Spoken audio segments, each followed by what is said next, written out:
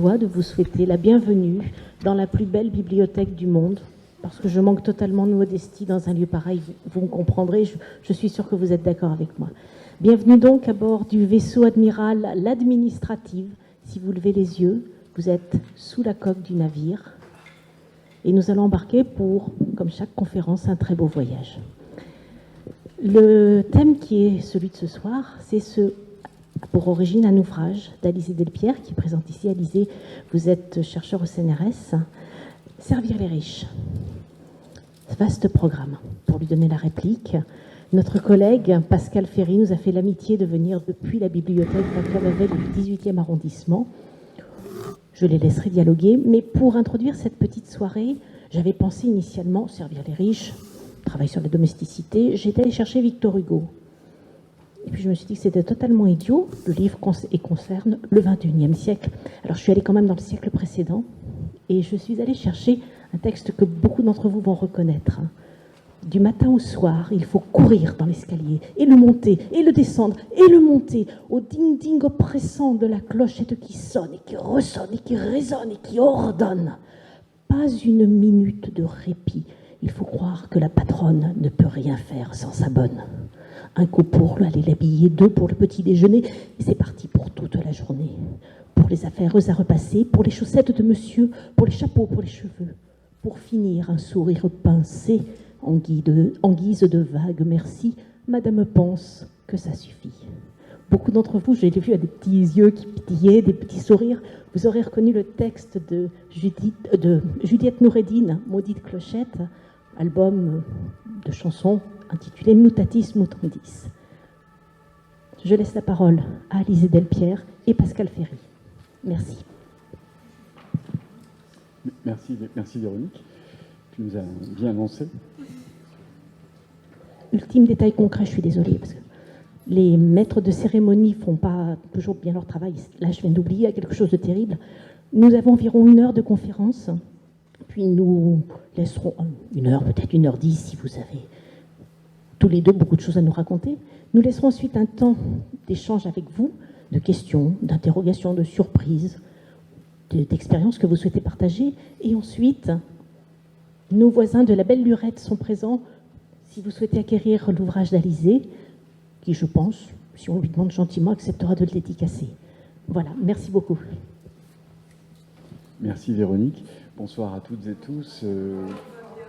Ah oui, est-ce que là c'est mieux? Je ne suis pas un habitué de l'exercice. C'est bon? Parlez dans... Comme ça, d'accord. Donc bonjour Alizée Delpierre, je disais bonjour à toutes et tous et je suis ravi d'être présent aux côtés d'une sociologue qui nous a emmenés dans un monde peu connu. On avait jusqu'à présent des travaux sur les milieux de lutte, de la grande richesse ou des grandes fortunes avec des sociologues français. Mais ce que vous avez fait, ce que vous nous avez invité à faire, c'est un voyage de l'autre côté, dans les coulisses de ce monde, qui est généralement plutôt représenté dans la fiction, mais rarement par des travaux ethnographiques ou sociologiques. Donc c'est un livre vraiment passionnant de ce point de vue-là. D'abord, une première question, parce que le risque c'est que moi je parle aussi trop, donc il ne faudra pas hésiter à me couper. Une première question, Alizée, c'est comment avez-vous eu accès à un terrain d'enquête aussi délicat, aussi sensible et aussi fermé qu'on peut l'imaginer, le monde des ultra-riches? Oui. Merci beaucoup à toutes et tous d'être là ce soir et merci à toute l'équipe de la bibliothèque de m'avoir invité. Et merci Pascal d'avoir préparé assidûment toutes les questions. Alors, comment est-ce que j'ai pénétré cet univers qui est un univers qu'on pourrait penser impénétrable en fait, et c'est ce qui caractérise un petit peu la grande bourgeoisie, c'est son caractère justement impénétrable, le fait de constituer un entre-soi qui est fermé, qui est cloisonné, donc on pense peut-être, vous pensez peut-être tout de suite aux beaux quartiers parisiens, ce qu'on appelle en anglais les gated communities, c'est-à-dire ces espaces urbains qui sont fermés par des grandes portes, des grillages, des caméras de surveillance, surveillés par des vigiles. On pense aussi, quand on parle de la grande bourgeoisie, aux écoles privées aussi, des enfants qui ne côtoient pas en fait, l'altérité, qui ne côtoie pas les écoles publiques dans lesquelles sont les autres. Donc tout ce milieu en fait d'entre-soi était un défi un petit peu pour la sociologue que je suis à pénétrer. Et en fait, la manière dont je m'y suis prise, c'est, comme tous les sociologues, en fait, faut trouver des contacts qui peuvent nous introduire dans ce milieu. Et donc, l'un de mes contacts, et que je l'explique dans le livre, c'était l'ancienne directrice du bottin mondain. Alors, je ne sais pas si vous savez ce que c'est le bottin mondain. Je ne sais pas si certains d'entre vous sont dans le bottin mondain, peut-être. En tout cas, je n'y étais pas. Le bottin mondain, c'est un grand annuaire qui répertorie les gens bien nés. Voilà. Et donc, la directrice du bottin mondain, enfin l'ancienne directrice, qui était Blanche de Kersin, est une femme qui avait aidé à l'époque Michel et Monique Pinson-Charlot aussi à pénétrer l'univers très fermé, justement, de la grande bourgeoisie. Et en fait, c'est Monique Pinson-Charlot qui m'a conseillé d'aller voir Blanche de Kersin et de lui parler de mon projet de recherche. Et donc, cette femme a accueilli avec joie, en fait, ce projet. Et donc, elle m'a donné une liste de personnes à contacter qui figuraient dans ce répertoire du bottin mondain. Et dans un autre annuaire qui est un peu plus confidentiel, encore plus, je dirais, confidentiel, qui est l'annuaire du Jockey Club. Alors, le Jockey Club, c'est un des cercles aristocratiques les plus élitistes qu'ils soient, cercle aristocratique français, auquel appartiennent 1200 membres uniquement, des hommes uniquement. Et donc, est dans l'annuaire du Jockey Club seulement la personne qui se prévaut d'un titre de noblesse qui date de générations très anciennes. Voilà. Et donc, elle m'a donné des contacts de personnes qui appartenaient donc soit au Jockey Club, soit au bottin mondain, soit aux deux. Et donc, j'ai contacté ces gens par téléphone ou par mail, comme c'est plutôt la convention. Et quelques personnes m'ont ouvert leurs portes d'hôtels particuliers, de villas, de leurs maisons.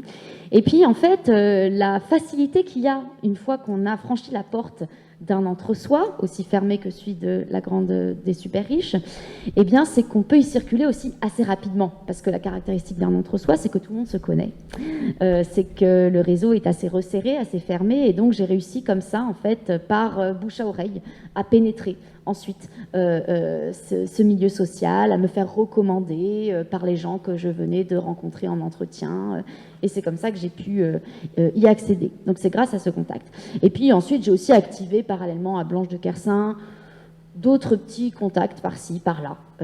J'ai fréquenté les grandes écoles parisiennes et donc j'ai aussi des amis qui ont des amis qui font partie de la grande bourgeoisie culturelle fortunée, notamment du 1er arrondissement, du 5e arrondissement, du 6e arrondissement. Donc c'est aussi des contacts que j'ai pu avoir comme ça, par mon propre entourage, on va dire,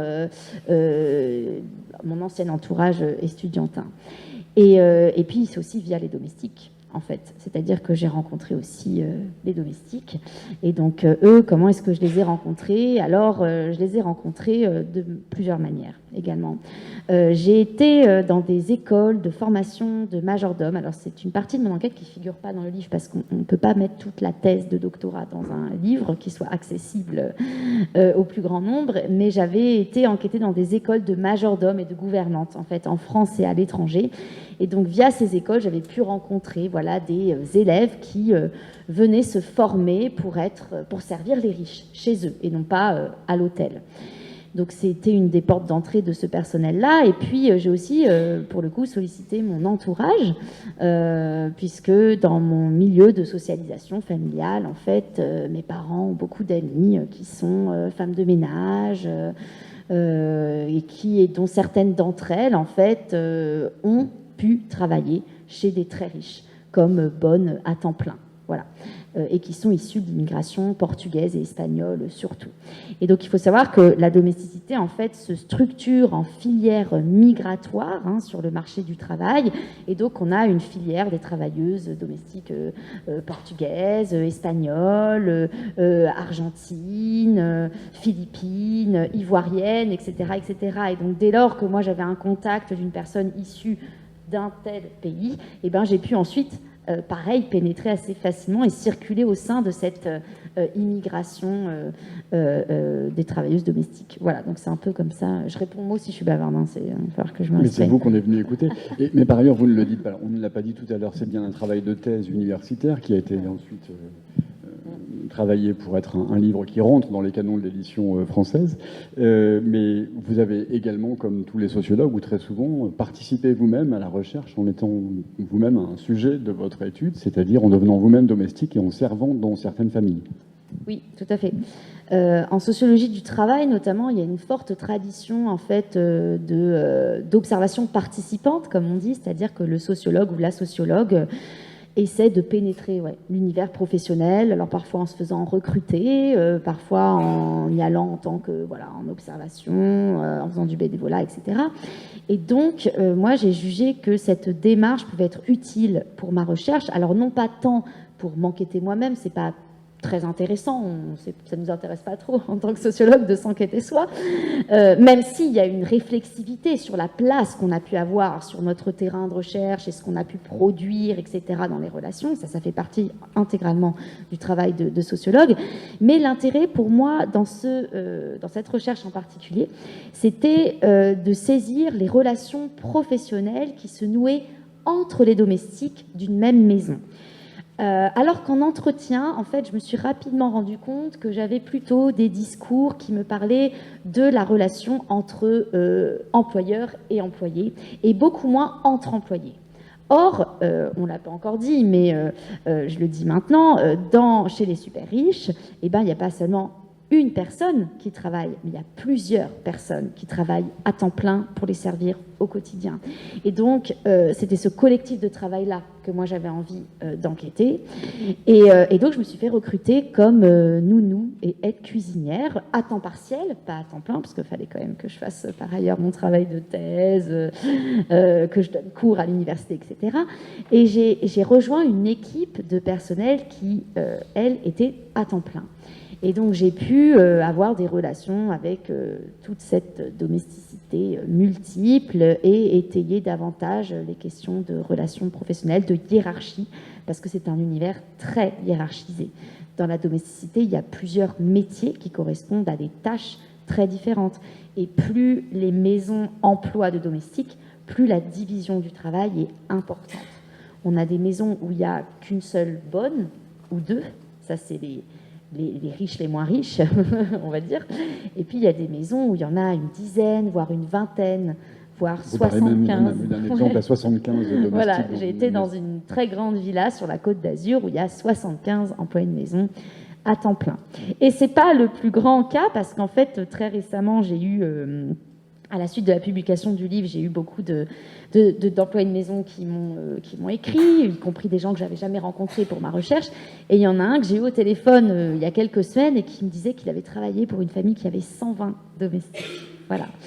C'était une domesticité qu'on pouvait retrouver en fait au XIXe siècle en France dans les milieux aristocratiques les plus riches et qui en fait quand même au cours de l'histoire s'est tassé pour tout un tas de raisons que les historiens mettent en évidence, mais qui demeure quand même, hein, alors dans de moindres proportions, quoique en fait cette domesticité multiple rejaillit à l'époque contemporaine avec l'arrivée de nouveaux riches en fait, hein, qui s'enrichissent notamment dans les métiers des finances, etc. Donc on a quand même un redéploiement de la richesse, hein, confèrent les travaux de Thomas Piketty et de son équipe, hein, qui le montrent. Hein. On a de plus en plus de très riches dans le monde et de plus en plus de très pauvres, hein, avec un accroissement des inégalités sociales. Et donc, qui dit très riche, dit aussi du personnel, en fait, pour subvenir à leurs besoins. Et donc c'est très riche, ce que vous montrez aussi très, très vite dans le livre, c'est que on n'évalue pas la richesse simplement en volume, de capital, de biens mobiliers, etc. Mais finalement, dans l'ancienneté de cette richesse, les nouveaux riches dont vous parlez s'opposent très facilement aux riches plutôt d'origine aristocratique, parfois un peu désargentés. Et les domestiques, on le comprend à la lecture, sont un des éléments qui montrent à la fois la grande richesse, évidemment, mais avec quelques ratés. C'est-à-dire que les nouveaux riches font peut-être trop étalage de cette domesticité en grand nombre. Alors oui, en fait, ce que j'ai pu comprendre au cours de ce travail, c'est que De la même manière que le disait Torstoy Veblen quand il avait étudié aussi les formes de consommation de la bourgeoisie à l'époque, il parlait de consommation, d'une des formes de consommation qui est une consommation qu'il appelle ostentatoire. Et donc c'est cette idée de dire qu'il y a des classes sociales, et notamment les classes sociales les plus riches, qui consomment pour montrer qu'elles sont riches. C'est sans doute un phénomène qui ne vous semble pas forcément étonnant, c'est-à-dire qu'elles vont s'acheter, je sais pas, une Porsche, une Lamborghini, une Rolex, voilà, pour se distinguer des autres classes sociales qui, elles, n'ont pas les moyens, en fait, de s'acheter ces produits-là. La consommation ostentatoire, on en a même dans les milieux sociaux, chez les classes moyennes et chez les plus pauvres, hein, parce qu'en fait, notre manière à tous et toutes de consommer, en fait, est une manière de montrer qu'on appartient à un groupe social et qu'on se distingue d'autres groupes sociaux. Et donc, les domestiques, en fait, sont un bien, hein, si on l'étudie avec des lunettes de sociologue, de sociologie économique, eh ben, on peut rapprocher les domestiques d'un bien de consommation comme un autre.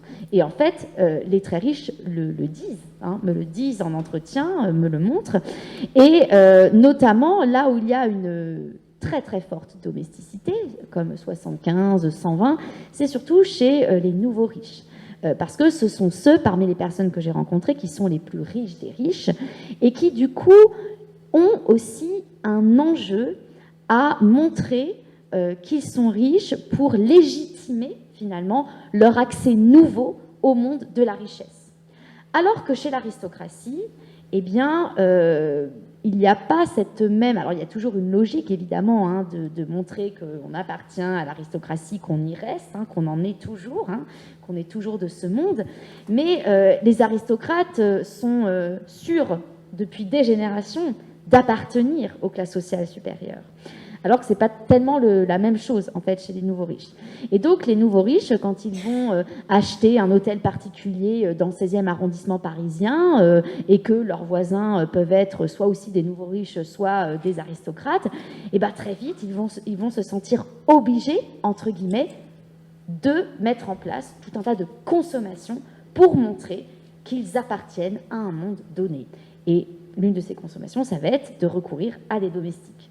Et donc, ça donne lieu à des situations un peu rigolotes, parfois en entretien, où j'ai rencontré des femmes et des hommes qui me disaient à quel point ils étaient mal à l'aise au début à devoir recruter du personnel de maison parce qu'ils ne savaient pas comment faire, parce que ça ne les mettait pas très à l'aise d'avoir au quotidien des gens chez eux qui les servent, alors que chez l'aristocratie, j'avais pas du tout vu ce sentiment de malaisance à côtoyer au quotidien chez soi des gens qui sont à son service, ou ce sentiment de culpabilité aussi à se faire servir.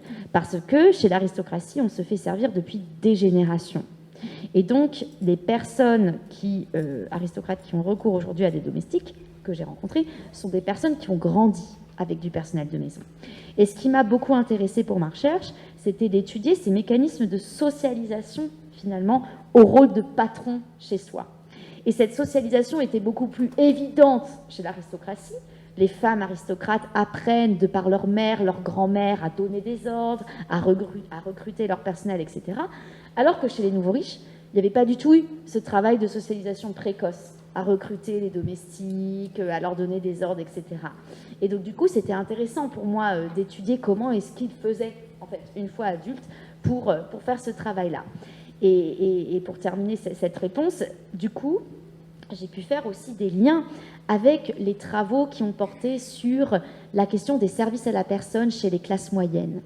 Aujourd'hui, en France, les classes moyennes, voire les classes populaires, peuvent avoir accès ou avoir besoin, à un moment de leur vie, à des nounous à temps partiel, à des aides à domicile pour les personnes dépendantes, ou encore à des femmes de ménage. Des gens qui travaillent certes à temps partiel, mais qui sont en fait dans un rapport de domesticité qui n'est pas si éloigné de ce qu'on peut retrouver chez les très riches. Et en fait, chez les nouveaux riches, ce sentiment de malaise vis-à-vis de leur personnel ou de culpabilité à déléguer les tâches domestiques rejoint totalement le sentiment qu'on retrouve chez les classes moyennes de culpabilité à avoir recours à une femme de ménage, de ne pas savoir comment recruter une aide à domicile pour son parent vieillissant, etc., etc. Donc tout ça pour dire que l'objet du livre, c'était aussi d'éclairer ce phénomène qui nous concerne pour le coup tous et toutes d'explosion en fait des services à la personne à temps partiel, avec cet ancrage très particulier chez les classes sociales supérieures. Donc on comprend qu'effectivement être un riche ou un nouveau riche, effectivement, on suppose d'acquérir des codes et que ces codes ne sont pas aisés. Donc il y a des petits ratés dans la socialisation parfois. Mais si on revient maintenant au travail spécifiquement de ces filières de la domesticité aujourd'hui, vous dites qu'il y a des filières par origine nationale ou par origine ethnique, il y a des filières également de métiers, c'est-à-dire de vraies logiques de formation pour acquérir les compétences nécessaires. Est-ce qu'on peut parler pour autant d'un véritable marché du travail avec des annonces qui circulent? On comprend que c'est aussi un entre-soi et donc la sélection peut être très très rude. Et donc comment se passe ce recrutement? On imagine que c'est effectivement sur recommandation. Et une fois qu'on est dedans, comment on apprend son métier si on n'est pas passé par une école? Alors, c'est un marché du travail. J'ajoute, avec toutes les difficultés que suppose une origine culturelle très éloignée, quand bien même on est français ou francophone, se retrouver dans un milieu qui est à des années-lumière de son milieu d'origine doit être d'un exotisme fou et donc doit être assez compliqué, mais peuvent s'y ajouter encore des différences linguistiques qui compliquent sans doute un peu la chose. Oui, tout à fait. Alors, la domesticité, qu'elle soit pour les super riches ou pour d'autres milieux sociaux, c'est un vrai marché du travail qui est même énorme, qui est mondialisé. Il y a des flux de travailleuses domestiques à travers le monde qui sont considérables. L'Organisation internationale du travail chiffre à plus de 100 millions le nombre de travailleuses domestiques à travers le monde, et c'est un nombre en fait qui est largement sous-estimé. Pourquoi? Parce qu'il y a beaucoup de travailleuses noires dans ces métiers-là qui est donc insaisissable statistiquement. Voilà. Et c'est la même chose si on voulait dresser un portrait statistique de la domesticité en France. Donc c'est un marché du travail, et comme tout marché du travail, il y a des logiques de recrutement, de sélection, de compétences. Et ce qui est spécifique à ce marché du travail, c'est que justement, les compétences ne sont pas tant objectivées par des diplômes. Alors j'ai parlé juste avant de l'existence d'écoles, de butlers, etc.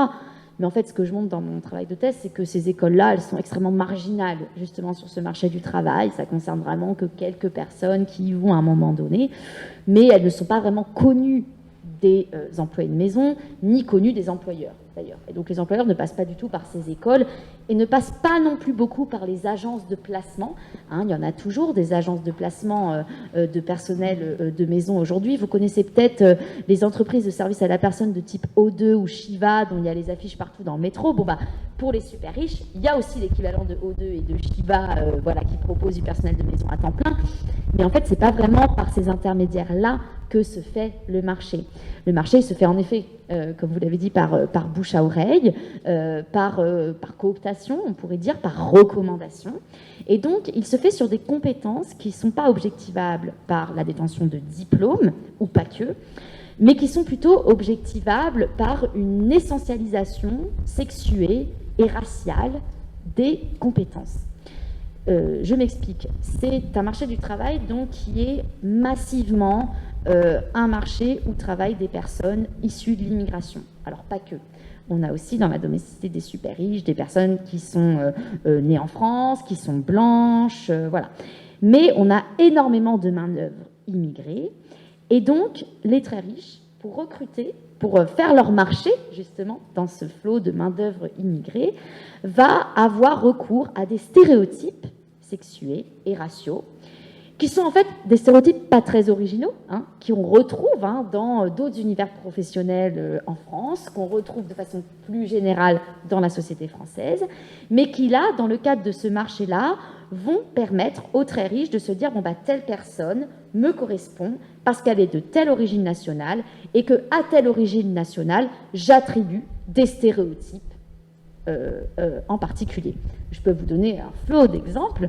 Il y a des modes dans les beaux quartiers parisiens donc, de recruter des femmes qui viennent de tel ou tel pays. En ce moment, il y a une grande mode pour les nounous noirs, donc les nounous issus de l'Afrique subsaharienne notamment. Pourquoi? Parce que les très riches pensent que les femmes noires sont par essence, par nature, de bonnes mères et sont naturellement prédisposées à la maternité et donc à la garde d'enfants. Et donc on a là un stéréotype postcolonial très vivace dans la société française. Peut-être que ce stéréotype finalement ne vous étonne pas trop, hein, parce qu'il est très courant en fait. Mais en tout cas, c'est à partir de ce stéréotype-là que du coup, les femmes riches vont se dire, bah moi pour mes enfants, je voudrais une nounou noire. Et donc elles vont demander à leurs voisines si elles connaissent, si leur propre nounou noire à d'autres, à des connaissances qui seraient intéressées pour travailler à garder les enfants à temps plein chez cette femme-là, par exemple. Voilà. Il y a aussi une autre mode qui est celle des domestiques philippines. On a depuis les années, début des années 2000, en fait, une vague migratoire de travailleuses immigrées des pays asiatiques, et notamment des Philippines. Les Philippines, petite parenthèse, sont l'un des États les plus pourvoyeurs de travailleuses domestiques au monde.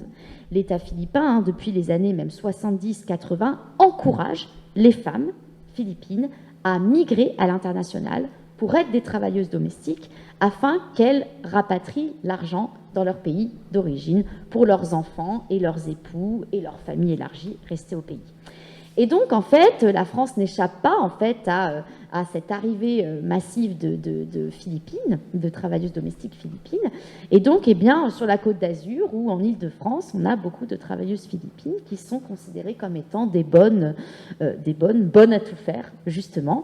Pourquoi ? Parce qu'aux Philippines, les très riches attribuent des stéréotypes qui sont des stéréotypes plus largement répandus chez les personnes asiatiques, enfin, qu'on associe aux personnes dites asiatiques, qui sont la docilité, la discrétion, la pudeur, la grâce, le raffinement. Et puis, les super riches aiment beaucoup les domestiques philippines parce qu'elles sont chrétiennes. Et en revanche, au contraire, elles n'aiment pas recruter des domestiques qui soient musulmanes, ou alors elles font en sorte que ces domestiques musulmanes ne montrent pas qu'elles appartiennent, qu'elles sont de confession musulmane. Voilà. Et donc on a, je pense que vous voyez un petit peu ce que je veux dire, ou en tout cas vous me le demanderez si c'est pas clair, mais ce marché du travail se fait comme ça. En fait, on attribue des compétences par rapport aux origines raciales. Je pourrais continuer les exemples en disant aussi par rapport au genre, en fait, des personnes recrutées. Une nounou, ça sera toujours une femme. Un chauffeur, ça sera toujours un homme. Un majordome, ce sera un homme. L'équivalent féminin, c'est la gouvernante, mais ce n'est pas vraiment l'équivalent parce qu'elle est toujours moins bien payée, elle est toujours en dessous du majordome. Si bien que dans les maisons des très riches, finalement, on a une division sexuée et raciale et une hiérarchie sexuée du travail qui recoupe la hiérarchie sexuée du travail qu'on a de façon générale dans la société, parce qu'on sait encore aujourd'hui que les femmes, à poste égal, gagnent moins que les hommes, font pas exactement les mêmes tâches, etc., etc. Voilà. Donc c'est un marché qui fonctionne comme ça. Et alors, finalement, comme tout travail, ce travail est rémunéré, il a des conditions spécifiques d'exercice, et ce qu'on comprend aussi dans votre livre, c'est qu'il y a, un peu comme vous l'évoquiez pour le rapatriement des salaires vers le pays d'origine, les revenus du travail domestique sont des revenus qui sont parfois particulièrement élevés, en tout cas beaucoup plus élevés, en décalage avec le reste de la société française, ou des emplois salariés plutôt subalternes. Et c'est même une des choses qu'on découvre dans votre livre, avec quelques exemples de success stories étonnants, avec des salaires qui sont astronomiques, qui pourraient tous ici nous faire rêver très probablement. Mais rapportés aux conditions de travail, à la disponibilité, à la discrétion et les contraintes très fortes qui s'exercent sur les domestiques, leur corps et leur durée également d'exercice chaque jour, ce salaire n'est peut-être pas si élevé que ça. Est-ce que vous pouvez nous présenter un peu quelques cas ? Et évidemment, on reviendra sur celui de Marius. Voilà. Mais j'y pense tout de suite, il faut qu'on parle de Florent aussi après. Oui, alors en fait, dans le livre, je définis la condition de travail de ces domestiques comme une forme d'exploitation dorée. C'est un oxymore. Pourquoi d'exploitation dorée ? Alors on va commencer par la dorure, justement. Eh bien, la dorure, c'est justement qu'est-ce qui attire, en fait, les domestiques, parce que moi, c'est une des questions que j'avais en tant que sociologue, en tant que personne aussi, tout simplement. En fait, pourquoi est-ce qu'on veut aller travailler aujourd'hui au service des très riches? Il y a plusieurs explications. La première, c'est qu'on a des très fortes rétributions symboliques à travailler pour les très riches. C'est valorisant de travailler pour des gens en fait, qui sont au sommet de la société.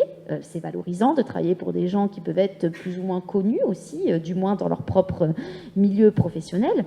Et puis, à ces rétributions symboliques s'ajoutent aussi des rétributions matérielles, et notamment des conditions de salaire qui sont extrêmement favorables, en fait.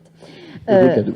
Et de cadeaux, exactement. Il y a toute une économie des cadeaux, donc il y a à la fois des avantages de salaire et des avantages en nature qui s'ajoutent à ces salaires, des primes également, et qui font que, eh bien, ce n'est pas rare, quand on est majordome chez une famille très riche, de gagner 6 000, 7 000, 8 000, voire 10 000, 12 000 euros par mois, auxquels s'ajoutent des primes, alors des primes qui ne sont pas de l'ordre de 10 euros, mais qui peuvent s'élever jusqu'à 1 000 euros quand on a réussi à faire quelque chose pour son employeur, par exemple décrocher une place 1 heure avant le début du concert d'une superstar au Stade de France.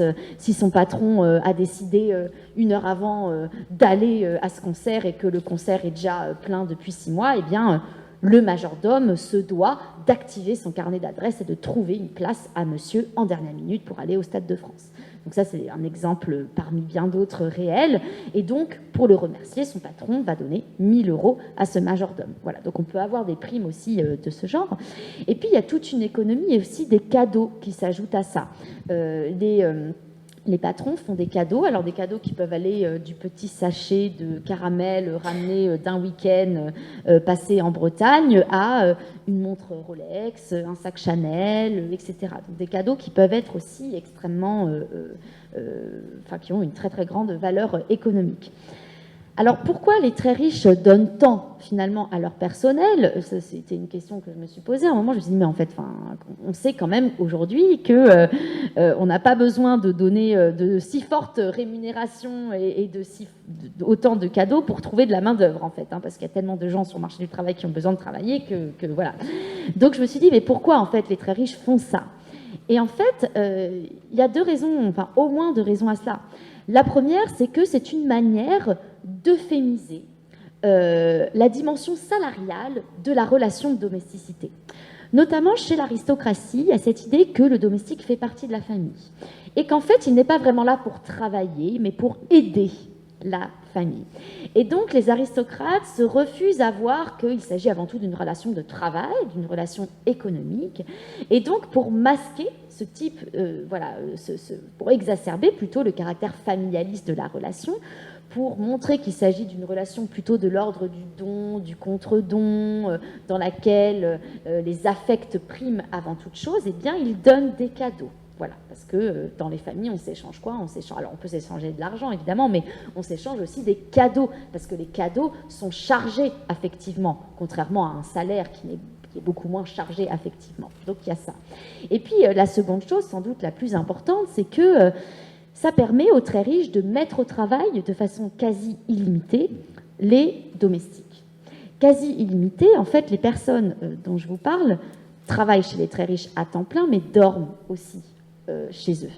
Ils dorment alors soit dans une des chambres de la maison, s'il y en a une de disponible pour les domestiques, parfois dans les chambres des enfants, ça arrive très fréquemment pour les nannies. Ils dorment aussi dans des petits studios qui sont dans le quartier en fait où vivent les très riches et que leur payent les très riches, parce que le personnel est aussi nourri, logé et blanchi, ça fait partie du package. Et donc en fait, ce qui fait que les domestiques sont corvéables de jour comme de nuit. Et donc, les super riches s'autorisent à demander leur service à n'importe quelle heure de la journée. Ils s'autorisent à rogner sur leur congé. Par exemple, s'il est convenu que les domestiques ont comme jour de repos le dimanche après-midi, si la famille, à ce moment-là, le dimanche prochain, décide d'organiser un anniversaire pour leur fille aînée, eh bien, on va demander aux domestiques, finalement, de rester pour organiser l'anniversaire. Et les domestiques vont rarement oser dire non. Et donc, du coup, on a tout un système qui fait que les domestiques sont... moi, j'ai été face à des personnes qui sont épuisées, physiquement, psychologiquement, et qui ont très peu de jours de repos, d'heures de repos, qui dorment très peu la nuit. Et donc finalement, quand on divise, d'un point de vue strictement économiste, les 6 000 € par mois par le nombre d'heures effectivement travaillées, on n'en est même pas au SMIC horaire. Donc là, on relativise la dorure et on tend davantage vers une forme d'exploitation au sens très marxiste du terme. Pourquoi ? Parce que quand on relit les travaux de Marx, l'exploitation, chez la classe ouvrière notamment, c'est le fait que cette classe sociale ne peut pas jouir de sa production ou de l'argent qu'elle gagne, parce qu'elle n'a pas le temps ou parce qu'elle n'a pas les moyens d'acheter les produits de son travail. Les domestiques, en fait, c'est un peu pareil. Ils n'ont jamais de temps de repos. Et donc, finalement, s'ils gagnent 6 000 € par mois, ils ne vont pas en profiter pour aller boire des verres le soir avec leurs copains, etc. Alors, certains, comme Marius, peuvent épargner et peuvent, en sortant de la domesticité, bénéficier des fruits de leur épargne. Mais cette épargne, finalement, est relative. Parce que ce que j'ai pu voir, c'est qu'il y avait un très très fort turnover dans cette domesticité. C'est-à-dire qu'on ne reste jamais en emploi, ou dans de très rares cas, plus de 5 ans en fait, au service d'une même maison. Et donc les domestiques, au bout de 5 ans, partent ou sont licenciés, partent pour retrouver une autre maison dans laquelle ils espèrent avoir un petit peu plus de temps de repos, etc. Et donc, en sociologie du travail, le turnover est un révélateur qu'il y a quelque chose qui ne marche pas très très bien, en fait. Et donc, c'est une logique de partir pour mieux rester. Pour faire carrière dans la domesticité, on est obligé de faire carrière dans différentes maisons, parce que c'est intenable de rester seulement dans une maison. On en devient fatigué, on n'ose plus à la longue négocier ses conditions de travail parce qu'on connaît trop ses employeurs, on est trop en lien affectif avec eux, ce qui fait qu'on n'ose pas revendiquer de meilleures conditions de travail. Et puis, pour les domestiques, imaginons un domestique qui aurait épargné 10 000 € par mois pendant 5 ans. Au bout de 5 ans, ces 10 000 € par mois ne leur permet pas de subvenir à leurs besoins jusqu'à leur fin de leur vie. Parce que quand ils partent, ils perdent aussi leur maison, parce que c'est les employeurs qui les logent. Et puis surtout, comme beaucoup d'entre eux sont employés au gris, c'est-à-dire pas totalement déclarés, les très riches déclarent une partie du travail, mais pas tout, eh bien, ils cotisent très mal pour leur retraite à long terme. Et donc, on a face là à une forme de précarité un peu étonnante. C'est-à-dire une précarité qui n'est pas totalement une précarité parce qu'ils gagnent quand même beaucoup à un moment T, mais ce gain à un moment T ne leur permet pas d'envisager une sécurité de l'emploi à long terme. Et c'est là toute l'ambivalence, finalement, de la domesticité. Ce qui veut dire que la condition domestique n'est pas tout à fait une condition salariale comme les autres. Elle est à la fois pourvoyeuse de protection, de cadeaux, de rémunération, mais qui sont conçus comme une contrepartie qui marche ou qui ne marche pas, en tout cas pas toujours selon les projets et les trajectoires, pour lutter contre le turnover. Donc, en l'occurrence, l'exploitation se renverse en quelque sorte pendant ce temps où la famille peut se demander, mince, je vais peut-être perdre ma nounou, le majordome qui vise un autre poste, etc. Et donc on comprend, parce que c'est une des choses que vous montrez aussi, il y a des moments où les domestiques disent non, s'en vont, parfois sans l'annoncer, et parfois c'est vécu comme une douloureuse et sincèrement douloureuse rupture par rapport à la famille qui les avait employés. Donc il y a des moments où cette domination se renverse en quelque sorte, et où le pouvoir n'est peut-être pas tout à fait là où on le croit, mais qu'il n'y a pas d'organisation. Donc c'est la question que je voulais vous poser. Est-ce que dans l'observation que vous avez faite de ces différents collectifs de travail, qui sont parfois presque des PME au sein d'un espace domestique, y a-t-il des formes de coopération? Est-ce que ça marche comme dans une bibliothèque, par exemple? Est-ce que ça marche comme dans une usine? Est-ce que ça marche comme dans un établissement scolaire? Bref, y a-t-il des solidarités qui s'établissent par-delà la diversité des trajectoires des uns et des autres? Alors oui, c'est un collectif de travail comme on peut en trouver ailleurs, dans l'hôtellerie, peut-être dans la bibliothèque, je ne sais pas, j'ai pas enquêté sur la bibliothèque, il faudrait que je compare. Mais en tout cas, oui, il y a des solidarités laborieuses entre les domestiques. Alors déjà, parce qu'en fait, ils ont intérêt à tous faire les tâches qui leur incombent pour que la maison tourne. Hein. L'objectif, c'est de faire tourner la maison. Et l'objectif, ça n'a pas l'air simple dans les descriptions. Et c'est pas simple, voilà. C'est pas simple parce que les très riches peuvent être extrêmement exigeants, parce qu'il y a beaucoup de choses à faire, parce qu'il ne faut pas seulement répondre à des besoins, mais anticiper les désirs des très riches, ce qui est un petit peu différent. Donc il y a toute cette logique d'anticipation à chaque fois des réactions de monsieur, de madame, de leurs désirs, etc. Et donc en fait, les domestiques n'ont pas d'autre choix que de s'entraider pour que tout tourne. Par contre, il y a quand même une hiérarchie en fait assez forte, comme vous avez pu sans doute le comprendre jusqu'à présent, entre la femme de ménage polyvalente, qui, elle, va gagner plutôt 2 000 € par mois, ce qui est déjà un salaire, par ailleurs, très élevé par rapport au salaire moyen des femmes de ménage à temps partiel en France, qui avoisine rarement plus de 800 € par mois. Hein, voilà. Donc c'est déjà un beau salaire, on va dire, par rapport au métier des services à la personne, mais c'est le plus petit salaire de la domesticité des très riches. Et donc par rapport à cette femme de ménage, qui donc va être employée pour faire le ménage, être un peu polyvalente, qui souvent va être une femme plutôt issue de l'immigration, primo-arrivante en France, qui ne va pas toujours bien parler le français, qui ne va pas avoir de diplôme, qui va être issue des classes populaires. Entre cette femme et le majordome, qui va être parfois diplômé, parfois diplômé d'un bac plus 4, d'une école hôtelière, d'une école de management, qui va être un homme plutôt blanc, soit français, soit issu d'un autre pays européen, qui va parler plusieurs langues et qui va superviser les autres domestiques. En fait, il y a un monde. Et donc, en fait, cette hiérarchie de domesticité explique les limites, justement, à la solidarité laborieuse qui n'aboutit pas à une forme de révolte collective contre les patrons.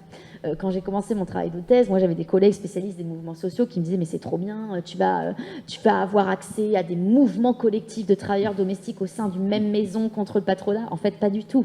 Pas du tout, parce qu'en fait, les domestiques, entre eux, n'ont pas les mêmes intérêts à défendre collectivement, parce qu'ils ne sont pas issus des mêmes milieux sociaux, des mêmes milieux culturels, parce qu'ils n'ont pas les mêmes salaires, ils n'ont pas les mêmes conditions de travail à revendiquer. Et donc, du coup, on n'a pas de conscience de classe en soi et pour soi qui est nécessaire à l'action collective. Et donc ça, c'était un résultat assez intéressant dans la recherche. Mais c'est pas parce que les majordomes sont un peu l'équivalent des contremaîtres dans les usines qu'ils sont opposés totalement à leurs subalternes. On peut avoir, j'ai plusieurs exemples, des majordomes qui ont par exemple réussi à trouver un autre travail à des femmes de ménage de la maison dans laquelle ils travaillaient, parce que ces femmes de ménage étaient exploitées, on peut vraiment le dire pour le coup, et donc ils ont contribué à chercher à aider ces femmes-là à partir de la maison. Alors même que ce n'était pas vraiment dans l'intérêt des majordomes de perdre une partie de leur équipe de personnel, parce que les majordomes jouent parfois le rôle de DRH, en fait, hein, c'est eux qui en viennent à recruter le personnel subalterne. Donc il y a des jeux comme ça qui se construisent entre eux et qui font qu'on peut faire le parallèle entre ce milieu professionnel-là et les hiérarchies qui sont ailleurs, en fait. Alors, je ne pensais pas effectivement à une grande révolte contre les employeurs, mais plutôt à des solidarités qui permettent d'acquérir, d'apprendre un métier très étonnant parfois, et d'encaisser aussi les coûts, ou en tout cas les conditions qui sont particulièrement dures. L'exemple auquel je pensais en parlant de Florent, mais je me trompe peut-être sur son prénom, est le cas d'un employé de maison qui est recruté, qui n'a pas du tout d'expérience, si je me souviens bien, dans ce monde-là, et à qui on explique que pour travailler dans la maison, d'abord il allait changer de prénom, il allait changer de genre également, et également il allait devoir être équipé. Et donc je vous laisse expliquer ce que signifie cet équipement particulier pour travailler dans cette maison. Oui. Alors le cas de Flo... C'est peut-être un cas extrême ou caricatural, oui, mais sûr. Il dit quand même quelque chose sur les contraintes, sur les corps des personnels domestiques. Oui, tout à fait. Les aberrations statistiques, comme on dit en sociologie, en économie, sont toujours intéressantes parce qu'elles sont des cas marginaux qui permettent d'éclairer des mécanismes plus larges, en fait, de domination, en l'occurrence.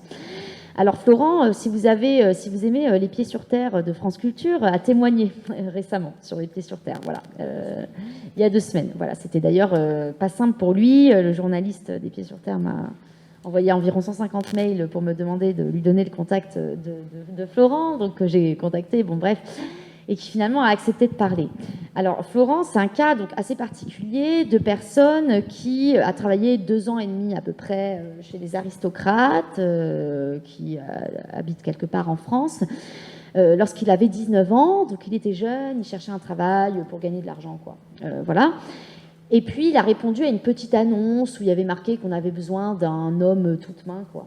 À la fois qui puisse faire le jardinage, un homme à tout faire, un petit peu de ménage, etc. Donc, il s'est dit, bon, bah, pourquoi pas, quoi. Et donc, il a répondu à l'annonce, et en fait, très vite, il s'est retrouvé pris dans un mécanisme d'emprise. Hein. Alors, je ne suis pas psychologue et je ne parlerai pas à la place des spécialistes, mais là, on peut vraiment, voilà, là, la sociologie a parfois des limites à analyser ces mécanismes, justement, d'emprise qu'on peut retrouver par ailleurs dans tout un tas de formes de domination intrafamiliale. Hein, je pense aux violences aussi conjugales, hein, où beaucoup de travaux sociologiques notamment montrent bien qu'il y a beaucoup de femmes qui ont du mal justement à sortir de l'emprise de leur conjoint parce que justement il y a tout un système d'emprise qui est aussi très lié au mécanisme de don contre don, voilà, qu'on a décrit juste avant. Donc il s'est retrouvé dans ce système-là où en fait très vite on lui a demandé alors déjà de changer de prénom. Alors ça c'est quelque chose pour le coup qui est très fréquent dans la domesticité où en fait on demande aux domestiques parfois de changer de prénom. C'est plus fréquent chez l'aristocratie où on a des générations de domestiques qui pour une tâche en particulier ont un prénom. Et donc j'ai des femmes aristocrates qui m'ont dit bon ben voilà moi ma femme de chambre elle s'appelle Louise. Et donc, toutes ces femmes de chambre se sont appelées Louise. Voilà. Bon. C'est une manière de, finalement, renvoyer le domestique à sa fonction plus qu'à sa personne. Et donc, à mettre de la distance entre les très riches et leur personnel de maison, en les renvoyant donc à cette fonction, en faisant d'eux des non-humains, hein, dans une certaine manière, à l'instar d'objets. Et c'est une manière de créer de la distance avec son personnel, mécanismes de distanciation qui vont être extrêmement nombreux et qui sont en fait la seule condition de maintien de la domesticité. Parce que sans cette mise à distance constante que font les très riches envers leur personnel, eh ben, la domesticité en serait intolérable parce qu'en fait... Parce qu'elle se trouve dans l'intimité de chacun des... Bah voilà, parce qu'elle est dans l'intimité. Et donc, se dire qu'on a toujours quelqu'un ou plusieurs personnes chez soi qui sont dans nos pattes, qui connaissent tout de nous, parce que les domestiques savent tout de leurs employeurs, y compris leurs secrets les plus intimes, ils connaissent tout de leur sexualité, ils connaissent tout, ils connaissent toutes les histoires les plus abracadabresques sur leurs employeurs, ils connaissent tout de leurs comptes financiers, de leurs affaires professionnelles, etc. Et donc, la seule manière pour les très riches de pouvoir vivre en sachant qu'on connaît tout d'eux et qu'on côtoie au quotidien l'altérité aussi, qui est une altérité culturelle, on l'a dit, sociale, etc., c'est de se faire croire que, finalement, les domestiques ne sont pas vraiment des êtres humains, en fait, que c'est des gens qui n'ont pas de pudeur, qui... Voilà. Et donc, une des manières de le faire, c'est de changer le prénom. Il y en a plein d'autres. Il y a aussi une manière de faire, par exemple, qui n'est pas le cas de... Enfin, qui a été aussi le cas de Florence, c'est d'attribuer des toilettes spécifiques aux domestiques, pour pas que se mélangent des toilettes patronaux, des toilettes des domestiques. Bon. Et puis, dans le cas de Florent, une des mises à distance très violente, qui est pour le coup, qui est moins répandue, c'est de le travestir. Et donc, en fait, sa patronne lui a demandé de se travestir en femme. Voilà. Et donc, de porter une robe, une blouse de travail, un tablier, de se mettre des faux seins, donc de garnir un soutien-gorge de coton, etc. Parce que cette femme-là voulait n'avoir que des femmes domestiques. Et puis, il s'avère que c'est Florent qui a répondu à l'annonce, donc c'était un homme, mais bon, elle voulait que ça ne soit que des femmes. Et ça, c'est aussi intéressant à analyser à l'aune de ce que j'ai pu voir dans d'autres entretiens, où en fait, à l'aune du cas très spécifique de Florent et de ce travestissement, j'ai pu voir à quel point, finalement, dans des milieux sociaux très riches, qui sont très traditionnels et qui reposent sur un patriarcat très fort, où la femme est quand même dominée par plein de manières par les hommes, eh ben, c'est très difficile à tolérer et à accepter pour les femmes bourgeoises, super riches, de diriger des hommes. Elles ont beaucoup de mal. Parce que dans leur univers, une femme ne dirige pas des hommes dans son foyer. Elle dirige son foyer, c'est une ménagère, mais elle ne dirige pas l'homme. Et donc, en fait, une des façons dont on peut l'analyser sociologiquement, ce cas de Florent, c'est une manière extrême de renverser, de rendre acceptable, finalement, cette domination de genre d'une femme envers, pour le coup, une autre femme, puisque Florent n'est plus un homme, il est une femme. Bon. Donc, il y a ça. Donc, il a été travesti en femme et on lui a aussi demandé de porter des couches au travail. Et ça, c'est aussi répandu. Alors, répandu, j'ai pas de statistiques, ce serait impossible à avoir, puisque faire un questionnaire là-dessus, on n'aurait pas de réponse. Donc, on ne peut pas l'objectiver statistiquement, mais je sais qu'il y a plusieurs maisons qui exigent de leurs domestiques de porter des couches. Mais ce n'est pas que le cas dans la domesticité. Il y a aussi des métiers que d'autres collègues sociologues, j'en ai parlé avec d'autres collègues sociologues spécialistes d'autres univers professionnels, où en fait le port de la couche peut être fortement recommandé. Pourquoi ? Pour ne pas perdre de temps, entre guillemets, à aller aux toilettes. Quand j'ai parlé de cet exemple à des amis, on a parlé de Thomas Pesquet immédiatement, mais vous ne parliez pas, vous, des astronautes. Non. Mais c'est en effet un autre exemple. La description que fait Florent de du travestissement d'abord et ensuite du port de couche est quelque chose d'assez stupéfiant et de très très violent. Oui. Et là, pour le coup, on est dans une forme d'exploitation des corps qui est elle-même, qui exacerbe une exploitation, une oppression, on pourrait le dire plus comme ça, des corps, ou un contrôle aussi des corps qui est plus largement la norme dans la domesticité. C'est-à-dire que à partir du moment où on a des corps qui pénètrent l'intimité des patrons, des corps qui sont marqués racialement, sont marqués socialement, qui sont éloignés justement de l'univers des super riches, il faut que ces corps soient contrôlés pour ne pas qu'ils débordent. Je vous parlais tout à l'heure du fait qu'on aimait bien recruter des femmes issues de l'immigration pour leur supposées compétences liées à leur essentialisation de race. Mais en fait, on les recrute dans la mesure où l'exotisation de ces corps ne déborde pas trop. C'est-à-dire que la nounou noire, il ne faudrait quand même pas qu'elle se mette justement à prier en plein milieu de la journée. Il ne faudrait pas qu'elle se mette, comme le disent certaines patronnes, à sentir les épices. Ça, c'est une des obsessions d'une certaine frange de l'aristocratie qui me répétait en entretien que les femmes noires et les femmes indiennes ne sentent pas bon, ce qui est encore en fait une remarque raciste qu'on peut retrouver par ailleurs, et qui souvent offrent des parfums en fait à leurs domestiques, voilà. Et donc il faut pas que ces corps racisés débordent. Et donc les femmes aristocrates, je dis souvent les femmes parce que c'est elles qui sont chargées dans les foyers de recruter le personnel, de leur donner des ordres, etc. Et font tout un tas de travail des corps de leurs domestiques plus ou moins exacerbé. Alors chez Florent, c'est extrême. Mais ça peut aller par offrir un parfum. C'est souvent exiger que les domestiques ne portent pas de maquillage pour les femmes, qu'elles aient les cheveux attachés, qu'elles aient des blouses de travail très sobres. Bon, vous allez me dire, on peut le retrouver ça dans d'autres univers professionnels aussi, dès lors que les corps sont en représentation. Mais là, il y a quelque chose de l'ordre vraiment de l'intime et de la promiscuité physique qui fait que ces corps sont très contrôlés. Et donc Florence, c'est un peu l'exacerbation de ça, en fait. Voilà. Avec ce port de couche où il existe il parle dans le podcast de France Culture du magasin où il a été emmené pour acheter les blouses et les couches. Et en fait, je suis allée dans ce qui reste de ce magasin pour en avoir le cœur net, finalement, lors de mon enquête. Et ce magasin existe toujours. Et on vend toujours des blouses de travail pour les domestiques et des couches pour le personnel. Voilà. Qui sont les couches qu'on met aux personnes âgées en général. Voilà. Protection. Les protections, voilà. Donc on comprend que ce milieu est travaillé de tout un tas de logiques qui ne sont finalement pas forcément éloignées ou pas forcément distinctes des logiques d'autres univers professionnels, bien qu'on se les représente parfois comme quelque chose de très très exotique et forcément différent. Une question peut-être pour finir, vous dévoilez énormément de choses dans ce livre, c'est un travail à la fois de sociologie où vous dites « je », vous donner vos carnets de notes de terrain à de très nombreuses reprises. Je pense à Vanda, je crois, je ne suis pas sûr de son prénom, il me semble que c'est Vanda, qui un jour est parti, a quitté son employeur après plusieurs années, épuisé, et vous l'avez retrouvé finalement pour lui demander précisément ce qui avait motivé son départ, et est-ce que ça avait été une démarche facile. On comprend que ça n'a pas du tout été facile. Et par ailleurs, vous racontez à quel point son départ a été vécu comme une vraie rupture pour son employeur. Et je me suis dit, en vous lisant, mince, mais ce livre étant publié, désormais, madame, je ne sais pas, l'employeur de Vanda, désormais sait ce qui s'est passé. Et donc, plus concrètement, est-ce que vos employeurs, ceux qui vous ont livré un peu les clés de la maison, ont-ils lu votre livre?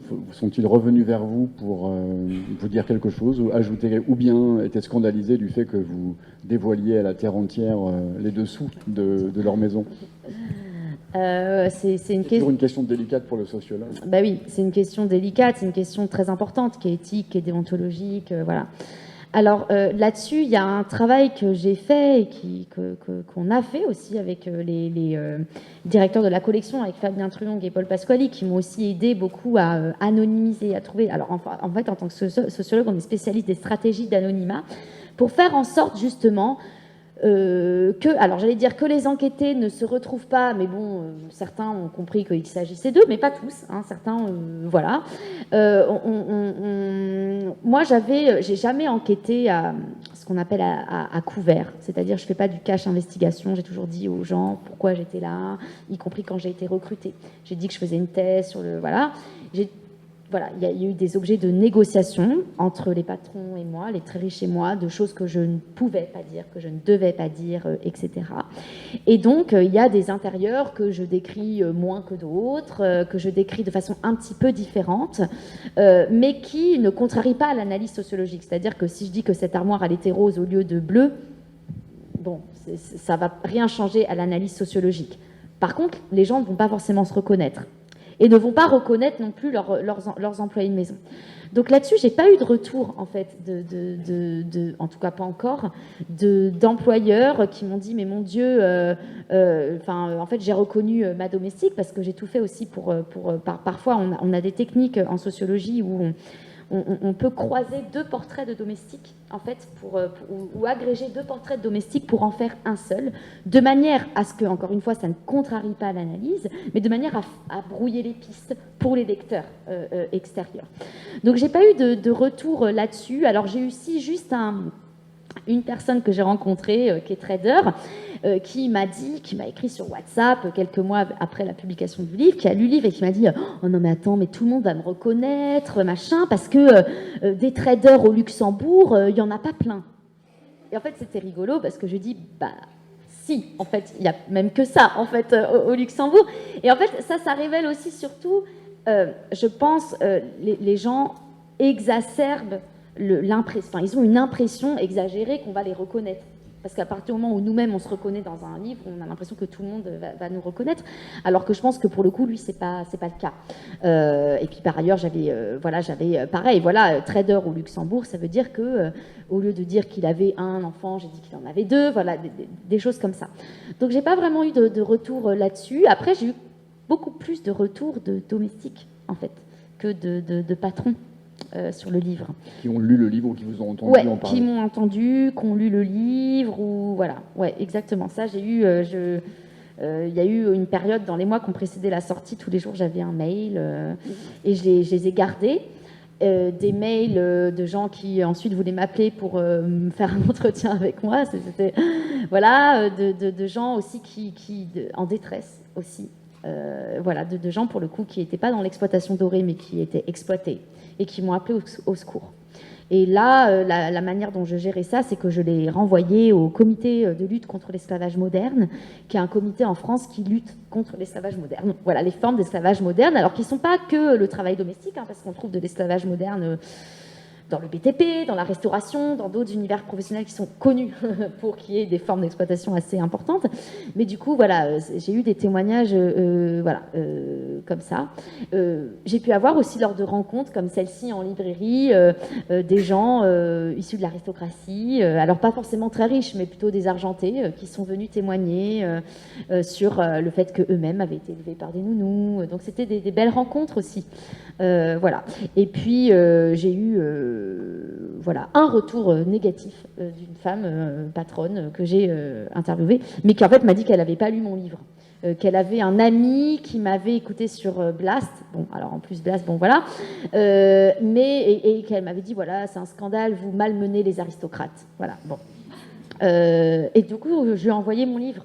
Voilà, en lui disant, en fait non, ce que font parfois les journalistes, c'est pas la même chose que le travail sociologique. Et je pense que ce qui est dur en tant que sociologue, pour finir ma réponse à cette question, c'est dès lors qu'on travaille sur des rapport de domination comme ça assez fort et sur les classes dominantes, eh ben, les journalistes vont très vite vouloir nous faire parler uniquement sur à quel point c'est horrible la domesticité. Et en fait, c'est pas du tout ce que je décris dans le livre. Et je crois, enfin, les gens me disent ah, non. En fait, et c'est la réalité, elle n'est pas là. La réalité, elle est que c'est un rapport de travail extrêmement ambivalent qui font que cette relation tient. Parce que si elle n'était qu'exploitation, machin, enfin, il n'y aurait plus de domestiques, en fait. Et puis, les gens n'auraient pas accepté de me parler non plus, y compris les patrons, etc. Donc, c'est justement dans toute cette ambivalence qu'il y a de l'intérêt à l'étudier en tant qu'objet sociologique. C'est en tout cas ce que j'ai pu voir sur le terrain. Ce qui fait que les domestiques n'ont jamais de regard manichéen sur leur travail. Jamais ils ne vont dire, en tout cas ceux que j'ai rencontrés, c'était horrible ou alors c'était génial. Il y a toujours ce discours extrêmement nuancé d'une réalité où beaucoup de domestiques, même des domestiques qui sont partis, parce qu'au bout de 20 ans de travail, voilà, ils étaient trop fatigués, mais ils me disent, je ne regrette pas d'avoir fait ça. Et peut-être qu'un jour, j'y retournerai. Mais par contre, je sais ce que ça implique derrière. Et c'est pas... Voilà. Et je pense que ça, c'est quand on réfléchit, on peut... c'est un mécanisme, finalement, qu'on peut retrouver dans plein de situations de travail, mais aussi dans des situations de vie de façon plus générale. Toutes les relations sociales ont une part d'ambivalence. Et je pense que le travail sociologique, c'est de montrer cette ambivalence. Et c'est pas parce qu'on parle de domination, parce que là, il y a un cadre qui est, oui, un rapport de domination entre des gens qui sont au sommet de l'espace social et les autres. Donc structurellement, on a une domination qui est liée à une différence de capitaux culturels, de capitaux économiques. Mais c'est pas pour ça que les gens qui sont dominés n'y trouvent pas leur compte, d'une certaine manière. C'est pas pour ça qu'il faut avoir une vision misérabiliste de ces personnes-là, etc. Et ça, c'est compliqué de le dire, en tout cas dans le format média. Et parfois, c'est compliqué de le faire entendre aux classes dominantes, parce que c'est jamais plaisant, finalement, quand on est soi-même parmi les classes supérieures, de se faire objectiver par les sociologues comme faisant partie de ceux qui ont tout le pouvoir dans la société. Ça plaît pas trop. Enfin, ça peut plaire, hein, parfois. D'ailleurs, c'est ce que disent les Pinsons Charlot. Eux-mêmes étaient surpris, en fait, quand ils ont publié leur premier livre sur la grande bourgeoisie. Ils étaient surpris des retours qu'ils ont eus de la grande bourgeoisie, qui leur disaient « Mais c'est absolument génial, vous montrez à quel point on réussit notre reproduction sociale, en fait. » Et c'est un peu... Je pense que c'est un peu pareil avec cet objet, parce que ce que je montre, c'est aussi que les domestiques sont au fondement même de la capacité qu'ont les très riches à se reproduire en tant que classe sociale dominante. Sans domestiques, il n'y aurait pas de super riches, ou du moins pas autant. Pourquoi ? Pas parce qu'il n'y aurait personne qui serait là pendant qu'ils travaillent à s'enrichir au CAC 40, il n'y aurait personne qui serait là à s'occuper de leurs enfants, à nettoyer les villas, etc. etc. Et donc ça, les domestiques en sont conscients, en sont fiers d'être à ce point indispensables. Et de leur côté, les très riches sont fiers de donner des emplois. Vous savez, on entend souvent ce discours patronal, dominant. De ruissellement, finalement. De ruissellement, exactement. Et ben moi, c'est ce que j'ai eu dans les entretiens. Voilà. Et alors là, je ne voudrais pas tomber dans l'autre revers en faisant penser que du coup, je promeus les emplois domestiques, mais ça montre qu'en fait, c'est une vraie question complexe. Parce qu'en fait, oui, globalement, les emplois des majordomes, c'est des meilleurs emplois que ceux des femmes de ménage qui travaillent chez les classes moyennes à temps partiel. C'est peut-être là que la comparaison est la plus intéressante, plutôt que de regarder simplement le haut et le bas de la pyramide, mais plutôt comparer la même filière. Lorsqu'on essaye de la faire rentrer dans les canons de la protection salariale, etc., on voit bien que c'est assez compliqué du côté de ces employés à temps partiel. Oui, et puis on voit bien que les agences, TO2, Shiva, ont des difficultés à réguler un travail qui, juridiquement, en fait, est aussi mal régulé, parce que les conventions collectives qui encadrent tous les métiers des services à la personne sont des conventions collectives qui laissent, quand on les lit, beaucoup de flexibilité, de marge, finalement, aux employeurs, notamment. Voilà. Mais en même temps, cette flexibilisation du travail, les domestiques la recherchent aussi, et les personnes qui travaillent dans le secteur du service à la personne la recherchent aussi. De la même manière que les chauffeurs Uber ou Deliveroo disent qu'ils font ce travail-là parce qu'ils recherchent la flexibilité. Et c'est tout la complexité de ce que certains sociologues appellent le capitalisme de plateforme, qui sont ces emplois finalement extrêmement flexibles, qui vraiment caractérisent les nouvelles formes d'emploi contemporaines, contemporains, et dans lesquels, en fait, qui sont séduisants aux yeux des gens, parce que les personnes ont l'impression d'être leur propre patron, et donc voilà, mais en même temps, ils n'ont pas de protection sociale viable, etc. Donc c'est complexe comme question. Alors, on s'est éloigné du monde de la domesticité, mais il est temps peut-être de vous passer la parole pour des questions sur cet ouvrage passionnant. Je vais juste vous remercier déjà tous les deux. Merci à vous. De cette heure un petit peu passée, de ces 65 minutes passées en votre compagnie. Merci très sincèrement à tous, enfin tous les deux. Il reste encore un petit peu de temps pour les questions. La règle du jeu, je la rappelle. Voilà, on lève la main, je me déplace. Vous ne parlez pas, s'il vous plaît. Donc je ne vais pas donner le micro. Comme il y a une captation, ça nous permet de garder mémoire, puisque nous sommes un lieu de mémoire étant bibliothèque. Merci beaucoup. Bonsoir, merci déjà pour... moi j'ai dévoré votre livre, donc déjà merci pour ce travail. Je voulais votre avis sur la... Parce que du coup j'ai un petit peu creusé après l'avoir lu. Je voulais avoir votre avis sur la revendication notamment de certains syndicats et de l'OIT de la ratification de la Convention 189 par la France. Votre avis sur le fait pourquoi est-ce que la France ne l'a toujours pas ratifiée, cette convention? Et effectivement, du coup, ça m'a interrogé aussi sur ce que vous disiez, sur le fait que ces conditions flexibles qui sont souvent quand même au détriment sur le long terme pour ces travailleurs et ces travailleuses sont parfois recherchées. Je disais à ma collègue cet après-midi que je venais voir votre conférence, elle me disait, mais moi, ma femme de ménage, elle ne veut pas que je la déclare, elle a sa maison en Pologne, elle ne veut pas, c'est comme ça, elle va se faire soigner en Pologne, du coup c'est un vrai casse-tête, etc. Elle dit, moi j'aimerais pouvoir le faire, y compris parce que ça m'inquiète au niveau de la problématique des accidents du travail, etc. Mais elle ne veut pas, et je n'en trouve pas qui... voilà. Et elle dit qu'en plus, effectivement, c'est ce que vous dites à un moment, c'est qu'elle est dans une classe moyenne, ma collègue, donc elle ne peut pas payer aussi bien que certains. Du coup, elle est obligée d'exploiter une autre femme. Ce qu'on lui a dit, c'est en fait, tu es obligée d'exploiter une autre femme plus précaire que toi pour pouvoir allier carrière et parentalité. Donc, on est dans la reproduction de ce patriarcat aussi. Et voilà, je voulais votre avis sur ces points. Je réponds tout de suite. Ouais. Oui, je réponds à chaque question. Merci beaucoup pour votre question et pour avoir lu le livre. Alors, peut-être pour ceux qui ne sont pas... la Convention 189, en fait, c'est une convention internationale qui a été adoptée par l'Organisation internationale du travail en 2011 et qui est censée être une convention qui relève du droit international destinée aux travailleurs domestiques et qui vise à rendre le travail domestique plus décent. Ça s'inscrit dans un gros projet de l'OIT d'amélioration des conditions de travail à travers le monde. Et donc, comme toute convention internationale, les pays sont libres de la ratifier, donc de l'adopter ou pas. Mais en fait, comme toute convention internationale, elle est aussi peu contraignante.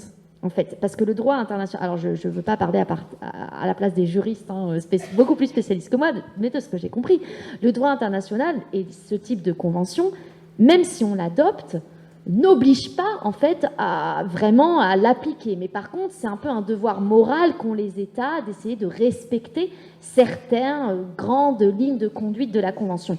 Notamment pour la Convention 189, c'est un salaire minimal, des heures de travail assez cadrées, le droit au chômage, au congé maladie, etc. etc. Donc, étant donné qu'elle n'est pas si contraignante, c'est étonnant que la France, on pourrait dire, du coup, les pays peuvent tous l'adopter, même s'ils ne la respectent pas.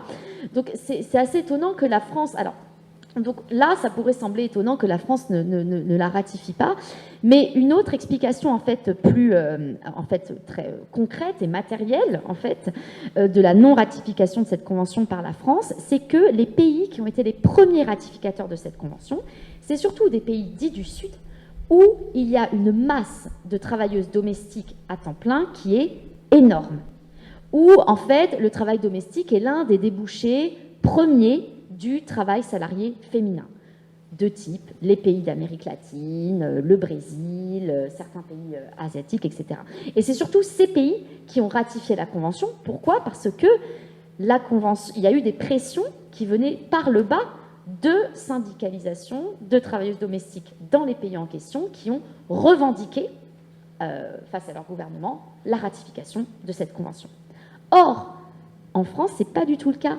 Il n'y a pas de syndicat fort qui s'empare de la cause des travailleuses domestiques. Parce que le travail domestique est à temps partiel, parce qu'il fait l'objet de plein de métiers qui sont assez différents, parce qu'on a affaire à des travailleuses qui sont extrêmement isolées, qui travaillent chacune pour plusieurs employeurs et qui ne forment pas vraiment de collectif de travail. Les syndicats n'arrivent pas bien à les fédérer, en fait.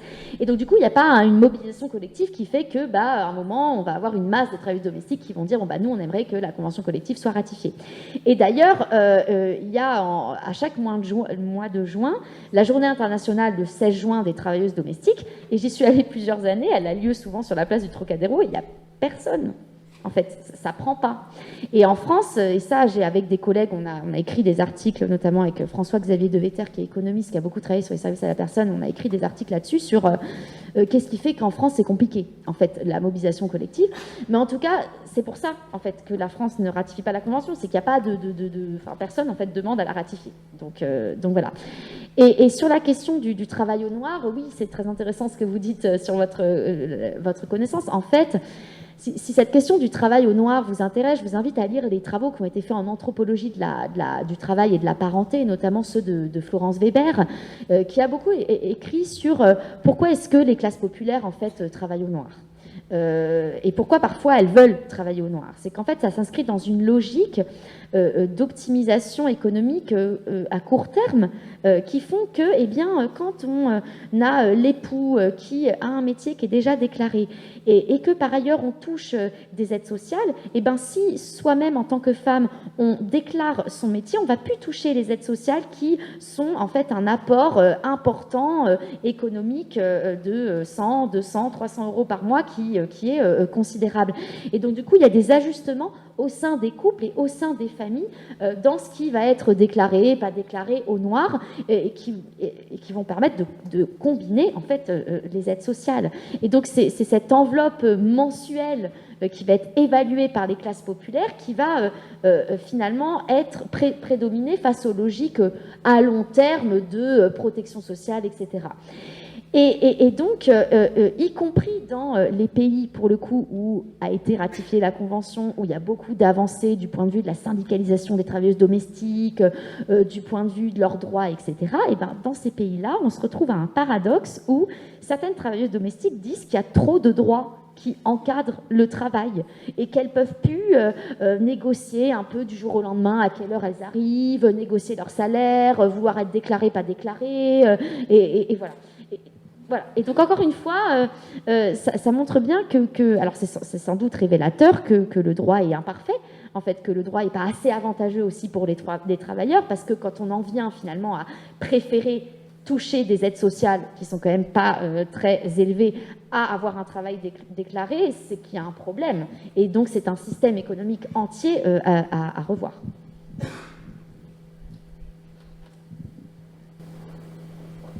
Oui, bonsoir. Moi, je me posais la question de savoir comment vous avez fait pour vous faire embaucher et comment vous pouvez dire que vous faites une étude et être quand même embauché. Et comment ça s'est passé avec les autres personnes qui travaillaient dans cette famille? Parce que c'est quand même une situation particulière. Oui, mais qui est classique en sociologie du travail, où finalement, on se fait embaucher, puis en même temps, on fait des entretiens avec ceux qui sont nos collègues. Mais en effet, il y a deux techniques. Soit on se fait embaucher sans dire qu'on est là comme sociologue, soit on le fait en disant qu'on est là comme sociologue. Et donc moi, j'ai répondu à des petites annonces de familles des beaux quartiers qui recherchaient des étudiantes pour la garde d'enfants. Il y en a plein à Paris, des demandes comme ça. Et donc, j'ai répondu en tant qu'étudiante parce que j'étais étudiante, je faisais mon travail de thèse. Et puis, je leur ai dit que je faisais un travail de thèse sur les services à la personne, la domesticité, etc. Mais en fait, alors là, je me suis dit, bon, c'était un pari. Je me suis dit, en fait, ils vont jamais accepter du coup que je reste chez eux. Et en fait, ce dont je me suis très vite rendu compte, c'est que ces deux familles m'ont avant tout considérée comme une étudiante qui allait garder leurs enfants. Et mon travail de thèse, ça ne les intéressait pas trop. La sociologie, de toute façon, ils ne voyaient pas trop ce que c'était, la psychologie, enfin voilà. En général, quand je dis sociologie, on dit ah oui, de la psychologie. Voilà. Donc ils sont jamais. Et puis en fait, je les croisais pas tout le temps aussi. Donc en fait, ils sont jamais revenus sur. D'ailleurs, il y a une des deux familles qui à chaque fois me disait oh, Alizée, il faudrait vraiment qu'on dîne ensemble un soir pour que vous nous expliquiez votre thèse et tout. Puis ils l'ont jamais fait, quoi. Donc voilà. Par contre, vis-à-vis de mes collègues, c'était rigolo. Parce qu'en fait, il y a des moments où ils me considéraient vraiment comme leur collègue à part entière, surtout que beaucoup venaient d'un milieu social de classe moyenne comme moi, donc en fait on s'entendait bien, machin. Et puis, comme moi je gardais les enfants, on faisait le même travail, donc le travail que je faisais à côté du travail dans lequel je les côtoyais, ils ne voyaient pas ce que c'était, donner des cours à la fac, enfin je leur en parlais pas, enfin ça les importait pas. Et par contre, il y a des moments où en fait je leur demandais un entretien sociologique, c'est-à-dire de se poser avec eux pendant plusieurs heures, enregistrer et tout, et là je leur ai expliqué pourquoi j'étais là aussi, voilà, et ils étaient amusés en fait, ça les amusait, et donc parfois ils m'appelaient la sociologue, sans trop savoir ce que c'était, mais voilà. Par contre, quand je suis partie de ces maisons, moi j'ai eu tout un travail de négociation à faire avec mes anciens collègues et avec ces familles-là pour leur remettre ça sur le tapis et justement leur dire, bon voilà, moi j'étais aussi venue pour faire une enquête, qu'est-ce que j'ai le droit de dire, qu'est-ce que j'ai le droit de pas dire. Alors je sais qu'il y a des trucs que j'avais évidemment pas que j'allais pas dire de toute façon. Et donc là, on a eu des discussions en fait pendant plusieurs heures où on s'est posé dans le salon et voilà, par exemple, une dame m'a dit, ça, vous ne devez pas le dire, de notre situation, d'un drame familial en question. Par contre, vous ne décrivez pas notre intérieur, parce que si vous dites qu'il y a tel tableau, tout de suite, on va savoir que c'est nous. Donc voilà, il y a eu tout un travail à faire là-dessus. Ouais. Mais de la même manière que ceux qui, par exemple... j'ai un collègue qui a enquêté chez McDonald's, il s'est fait embaucher comme équipier chez McDo, et voilà, il a aussi eu tout ce travail à faire en disant moi je suis équipier chez McDo, mais en même temps je suis un peu sociologue, donc voilà. Mais c'est pas toujours facile en fait. Hein.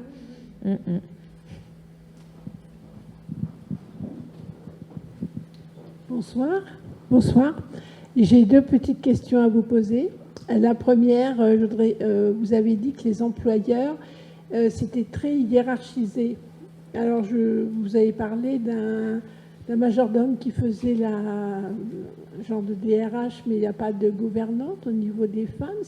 C'est le patron qui donne les ordres ou c'est hiérarchisé, qu'il donne à un subalterne qui donne aux autres.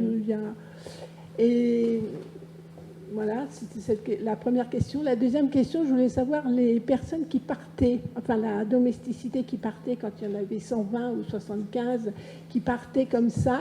Est-ce que vous avez des lettres de recommandation pour aller voir d'autres employeurs? Parce que comme elles étaient logées, nourries, blanchies, elles n'avaient plus aucun travail. Est-ce qu'elles se retrouvaient à la rue du jour au lendemain ou est-ce qu'elles avaient de la famille qui pouvait, si elles ne retrouvaient pas un emploi, voilà. Ouais.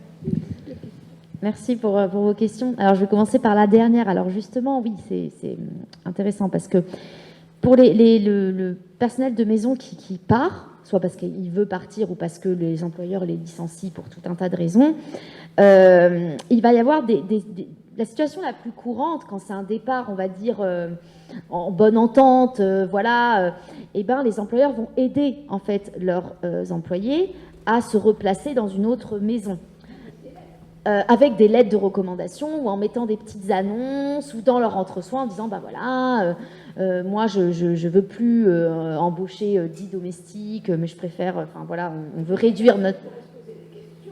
Comment ? Si elle fait partir une personne, elle peut dire oui, mais c'est parce qu'elle a mal travaillé. Ah oui, ça arrive. Oui, ça, j'ai eu des trucs là-dessus. Oui, bien sûr, entre employeurs. Oui, bien sûr, mais bon... Oui, mais les très riches entre eux n'ont pas intérêt à faire ça. Parce que du coup, ils sont les garants des compétences aussi des employés qu'ils vont conseiller à leurs amis. Donc si l'employé ne fait pas l'affaire, c'est leur propre image en tant que personne, que patron, que très riche, qui en prend un coup. Donc en fait, c'est quand même limité ces situations-là où finalement on dirait, elle travaille mal, je vais la refourguer à ma voisine que j'aime pas. Enfin, voilà, c'est quand même, il y a quand même un très fort attachement à la réputation dans ces milieux-là. que ce soit chez les domestiques ou chez les patrons. Donc en fait, il faut tenir sa réputation. Et donc en fait, si on décide de se délester d'un majordome parce qu'on en a 3 et parce que voilà, pour plein de raisons on ne veut pas en payer, on ne veut plus continuer d'en payer 3, et ben voilà, et que ce majordome, enfin voilà, on va pas conseiller un majordome qui travaille pas bien, parce que sinon on va avoir un retour de la famille qui va nous dire mais enfin bon, tu nous as donné, voilà. Donc ça n'existe pas trop, mais voilà, les employeurs aident beaucoup en fait leurs employés à retrouver du travail. Et quand c'est conflictuel, les employés prennent des risques, si c'est eux qui veulent partir et prendre leur clic et leur claque, et donc ils savent qu'ils perdent tout et qu'ils vont devoir retrouver du travail ailleurs que dans le quartier où ils ont eu une certaine réputation. Parce que du coup, ils vont très vite avoir mauvaise réputation. Ça va être l'employé qui est parti de chez monsieur et madame parce qu'il... ça va se savoir. Et donc, en fait, il y a tout un enjeu aussi géographique et spatial qui se joue dans les réputations. Et puis, entre les employés de maison aussi, on va s'aider à retrouver du travail. Il y a tout voilà, une mise en place où on va même prévoir, et ça, c'est plutôt ce que je montre dans mon livre et dans la thèse, on va prévoir son départ. C'est-à-dire que les employés qui partent sur un coup de tête, c'est assez rare.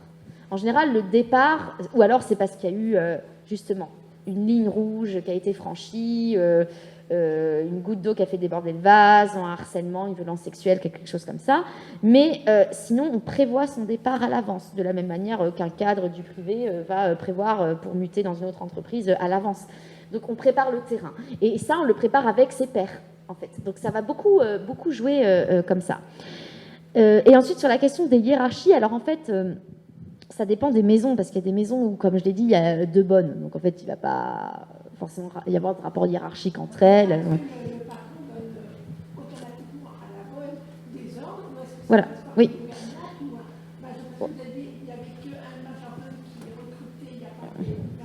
Oui. Alors oui, dans les maisons où il y a des échelons intermédiaires en fait qui sont un peu l'équivalent des employeurs mais en personnel de maison, il y a des majordomes et souvent quand il y a un majordome, il y a une gouvernante.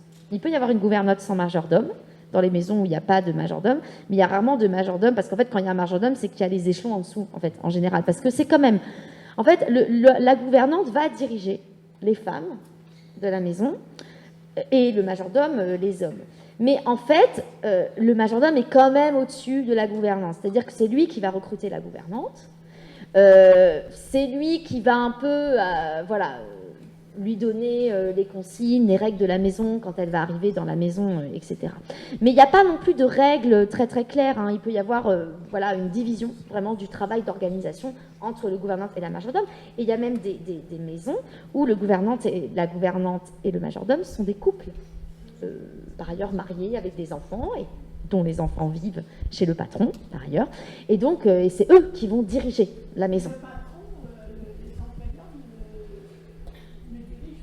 Alors ils peuvent, c'est-à-dire que dans les grandes maisons il y a beaucoup de domestiques, les patrons ça va être plutôt les majordomes et les gouvernantes qui vont donner les ordres. Et donc en fait c'est vrai, ce sont des maisons où finalement les employés ont peu de relations avec leur patron direct. Ils ont plus des relations avec les majordomes et les gouvernantes ou le chef de cuisine, s'il y a toute une équipe de cuisiniers, etc. Ouais. Par contre, le majordome et la gouvernante vont être en relation directe avec les patrons.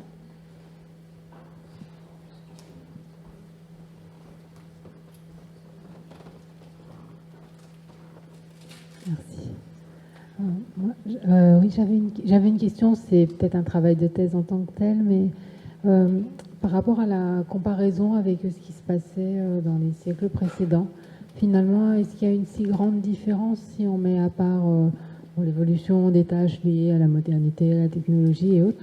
Finalement, est-ce que il n'y a pas des choses assez transposables par rapport à la domesticité d'il y a du 19e ou du 20e? Quel est votre avis? Enfin, est-ce que c'est quelque chose que vous avez regardé ou est-ce que vous avez une opinion là-dessus? Oui, c'est quelque chose que dans ma thèse, il y a tout un retraçage historique, puis je parle avec beaucoup d'historiennes de la domesticité. Donc, en effet, en fait, je pense l'élément important à retenir, c'est que certes, il y a eu des variations dans la domesticité. en France, en fait, on a plus du travail domestique à temps partiel qu'à temps plein. Ça concerne du coup le temps plein vraiment des très riches, pour le cas français, parce que c'est pas le cas au Brésil, hein. Par exemple, je citais tout à l'heure le Brésil, mais en fait au Brésil, tout le monde, entre guillemets, a une employée à temps plein, parce que la main-d'œuvre est très peu chère et parce que les inégalités sociales sont énormes. De la même manière que c'était le cas dans la France du 19e siècle, où en fait c'était seulement les gens extrêmement pauvres qui n'avaient pas une bonne à tout faire chez soi. Même les petits commerçants pas très riches avaient une bonne chez soi. Donc voilà, donc ça en termes de temps partiel, temps plein, ça a changé. Ce qui a changé, c'est la diversification des profils des domestiques aussi, parce qu'on a eu quand même, après la Seconde Guerre mondiale, des vagues migratoires successives, qui fait qu'il y a eu beaucoup de domestiques qui venaient de pays hors Europe, en fait, qui sont arrivés de pays non européens, donc avec une recomposition, comme on en a parlé tout à l'heure, des rapports de domination raciaux, etc., des mécanismes d'essentialisation raciale, etc. Alors, ça ne veut pas dire qu'avant, il n'y avait pas de migration, hein. On avait les bonnes polonaises aussi des pays de l'Est, et puis il y avait l'immigration de la ville à la campagne. Voilà, c'est ça, exactement. Voilà, donc c'est quelque part, c'est des logiques qui se retrouvaient. Donc voilà, il y a eu ces variations-là, mais par contre, ce qu'il faut surtout retenir, c'est surtout la persistance, en fait, exactement, de ce type de rapport. Et la persistance de ce type de rapport, quel que soit le métier, le temps plein, le temps partiel. Moi, souvent, et même parmi les sociologues, c'est un débat. On se dit, est-ce que finalement l'aide à domicile, c'est pareil que tu es domestique chez les très riches? C'est pareil et différent, en fait. Mais il y a des choses qui sont dans la relation de travail, c'est la même chose. Au sens de l'OIT, l'aide à domicile est une domestic worker, c'est une travailleuse domestique. Parce qu'au sens de l'OIT, le travailleur domestique, c'est la personne qui prend en charge les tâches domestiques et de soins au domicile de son employeur et qui est liée à son employeur par une relation de travail. Voilà. Alors après, la question, moi, que je me pose, c'est est-ce qu'on peut inclure du coup le chauffeur Deliveroo, qui est une forme d'externalisation de la domesticité, où là, le patron, c'est pas celui qui est le bénéficiaire du service, mais c'est la plateforme, etc. Peut-être, en fait, peut-être qu'on pourrait même étendre, en fait, pour être... Mais en tout cas, oui, il y a des... en fait, on est d'accord avec je suis d'accord avec mes collègues historiennes, elles sont d'accord, on est d'accord sur le fait que ça dure, en fait.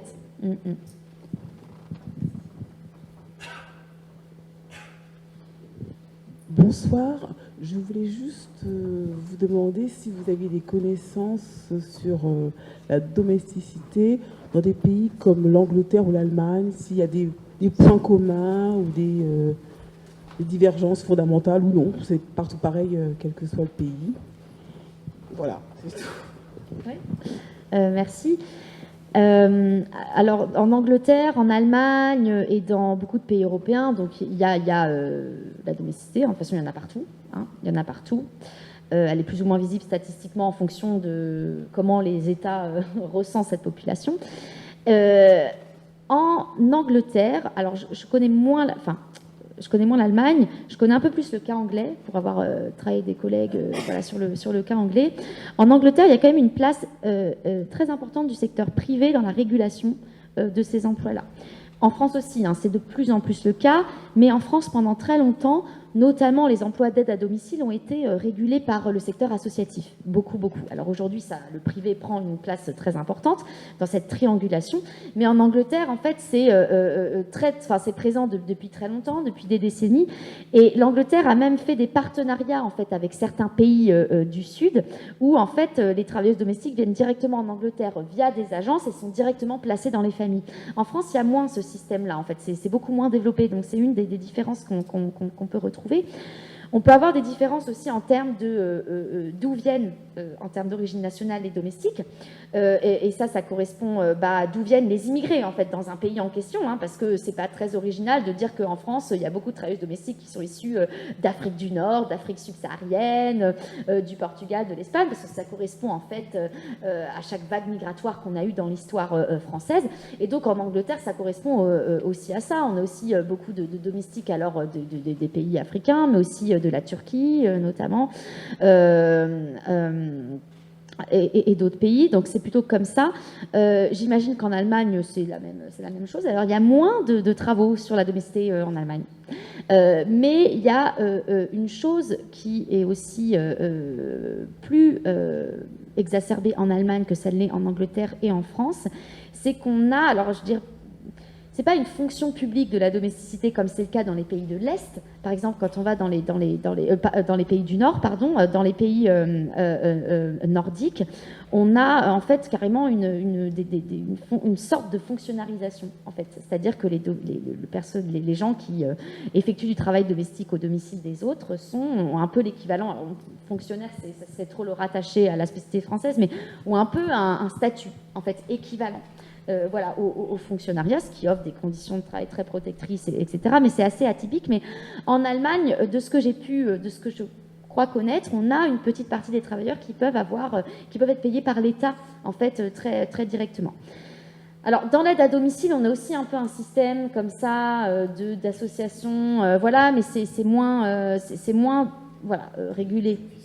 Voilà, de déduction fiscale. Mais en France, les déductions fiscales, elles sont vraiment données au foyer, en fait, particulier. Voilà. Mais en tout cas, voilà, sur l'Allemagne, je ne me prononcerai pas plus parce que je connais mal.